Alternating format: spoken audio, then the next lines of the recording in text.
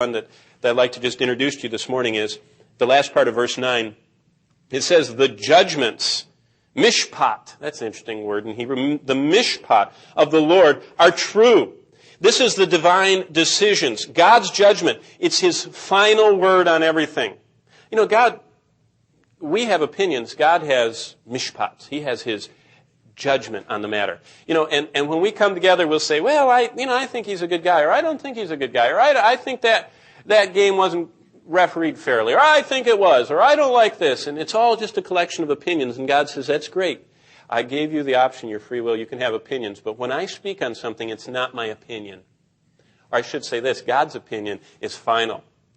It is His opinion, but it's His judgment. It says here that the divine decisions, God's judgment, are His final word on everything, and they're non-negotiable. He doesn't say, well, what do you think? You know, do you want to discuss that a little bit? God says, no. This is verse 9, my judgment.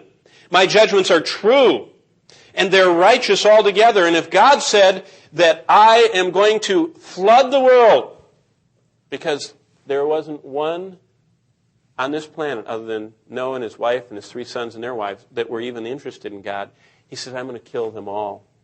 I had an interesting discussion with my children about that this week. And I said there were probably billions on the planet by then. Did you know that by the time of Noah, there were probably, if not hundreds and hundreds and hundreds of millions of people, there were probably in the billions of people. And God killed every single last one of them because He could only find righteous on the whole planet one family. And that was His judgment. And God says, my judgments are true and they're righteous altogether. Well,